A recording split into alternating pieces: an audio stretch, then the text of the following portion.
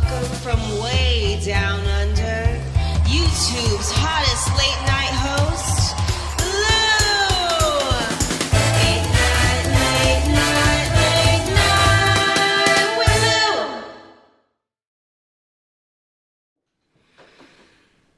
Lou.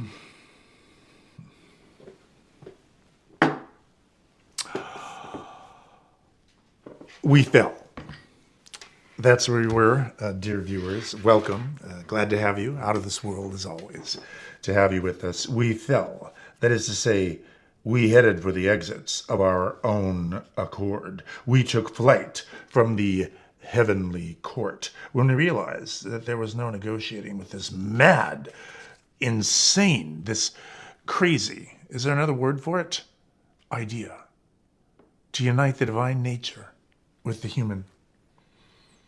I fell like lightning, Jesus said. Well, yes, in that I had been the light bearer. More light poured through me than through any other angel, let us recall. And it all shot out of me almost at once as I fell, as I rejected all that light, as it blazed behind me, as I blasted out of the heavenly court.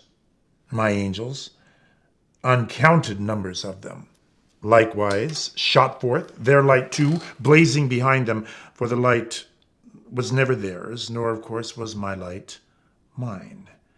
In rejecting the source of light, we rejected the light itself, and it blazed out behind us, you might say, a literal flame out as we left. As we left. Where did we go? Demonia. Yes, darling. Another monastery? Okay. Okay. And after that, they're planning on dinner at some little-known but fabulous restaurant that Helena is fond of. Oh, owned by friends of the Comte, of her husband. And Rupert and Luz, walking arm in arm, chatting quietly with one another at the back of the group. A happy married couple. What a nauseating thought. What's up with Trixie? Oh.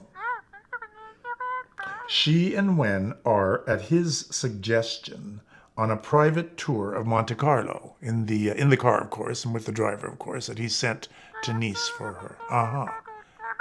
The driver is driving them around Monte Carlo, the streets of the Grand Prix and so forth, right? The casino, the palace, the cathedral, everything.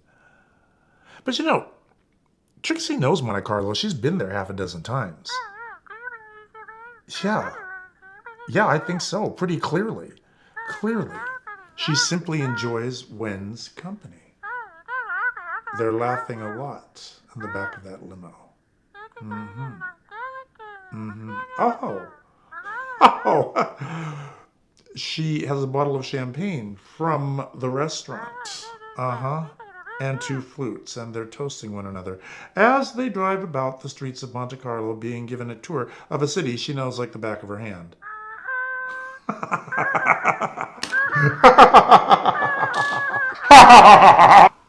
Sorry, my dear. You know, I do sometimes let the demon cackle get away with itself. Well, this all sounds most promising. Keep tabs on that limo making its way around Monte Carlo, and also, of course, on dinner at the quiet but elegant little out-of-the-way place that so few people know about, run by friends of Helena and the Count. All right, my dear. I've got to scoot. I've got to check in with our youth expert. All right, my dear. Over and out.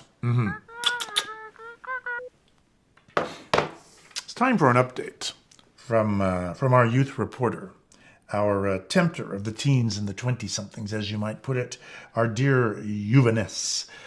He never fails to give us good and promising news. So, Juvenes, it's all yours. Hey Lou, I changed my appearance a bit because I'm going deep undercover here in the Bay Area. I'm infiltrating a big youth group at a marginal parish. This youth ministry can really make a big difference in these kids' lives, and we need to stop this. There's a new youth minister in town, and he wants to take them to World Youth Day, and we have to stop this now. My only concern is that he's on his knees praying a lot. I know it's going to be a tough assignment, but I'll get it done. Splendid work, Euvanus, as always. So glad to hear it, as I'm sure our viewers are as well. Oh, the cesspools we are leading the youth into, and we're doing it almost unopposed. Well, all right, Euvanus, keep up the bad work and check back in with us in a few more episodes. We will want to monitor your progress as always. After all, the youth are the future.